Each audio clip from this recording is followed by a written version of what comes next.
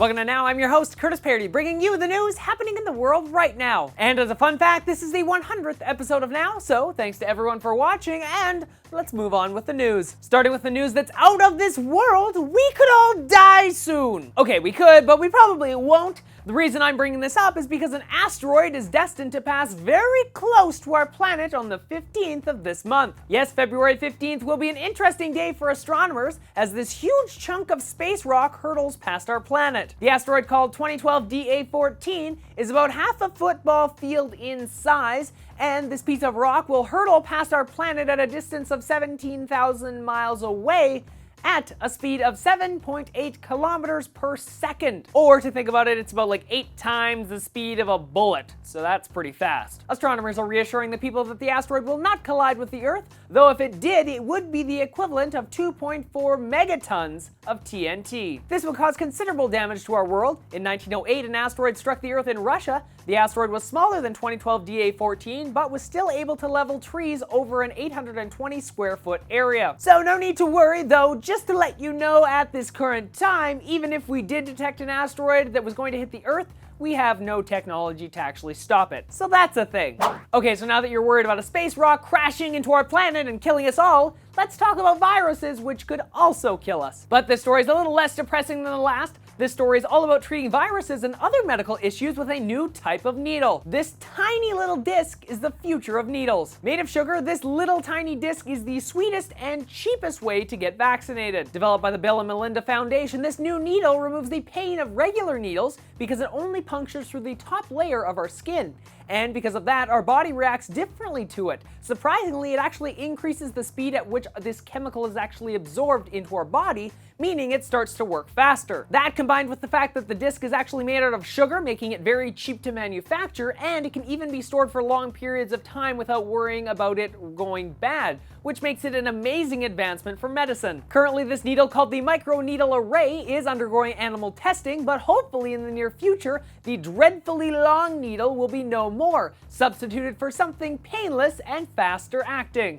From needles to the possible faces you may be making while getting a needle. We're all familiar with emoticons. They're the fun little faces that you can add to text messages or Facebook chat. But if you haven't really noticed, they haven't really changed since the advent of instant messaging a few years ago. But now Facebook is hoping to change all that. Facebook is teaming up with some awesome artists over at Pixar to create the next generation of emoticons. Facebook is hoping that Pixar artists will be able to crack a universal language with the new emoticons. The team is first being tasked with creating simple emoticons to start, like fear, happiness, and sadness, though the extent of this project is unknown. Though I'm not a big user of emoticons, maybe that would change if they were updated for the year 2013.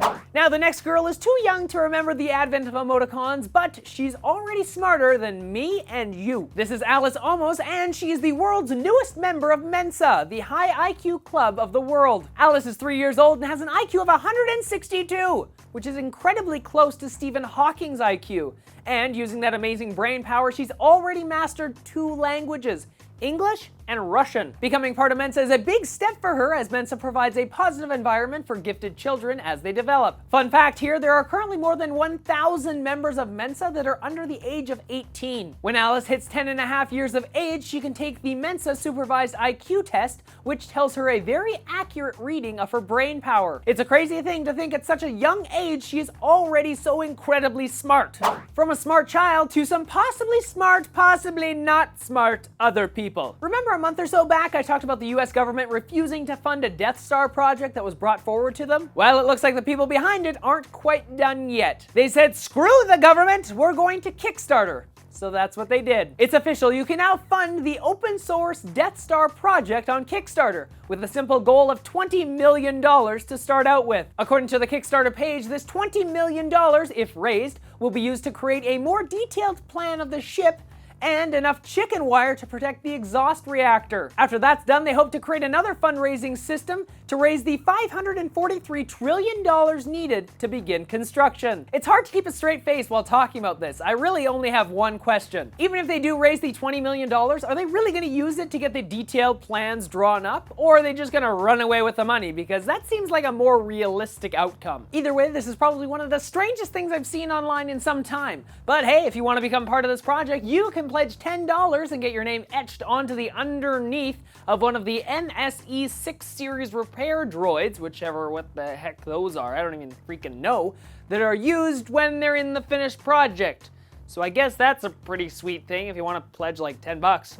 And last, let's talk about The Sims. Today, EA released the finished version of Origin for Mac, so if you're a Mac user and you want a great way to get your games digitally through the internet, this is a thing. Also, for those SimCity fans out there, you'll be happy to know that SimCity Beta is coming back for a round 2. Yes, on February 16th, you can enjoy the game again in a beta form. Just head over to thesimcity.com/beta and sign up. Registrations close on the 11th, so be sure to submit as soon as possible. So if you want to play the game a bit more before it comes out in March, this is the best and only way to do it. And the last Sim news for all of you, if you didn't already know, I'm heading to EA next week for a few days for the Sims 3 Community Day event. While I'm there, I'll be hanging out with some other Simmers and talking to the team creating the games that you all love. So I want to know, what questions would you like me to ask them?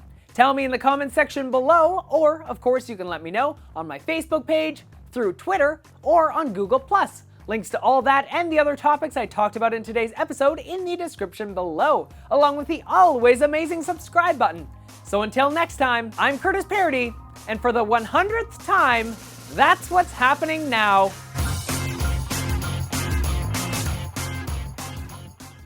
Hey everyone, hopefully you enjoyed this video. You can of course check out more videos that I create by clicking on them below. Check out Now for the latest news happening in the world right now, Paradise Gaming for some fun gameplay videos, or of course my vlog channel to see what I'm like outside of my studio, if you want to know about that.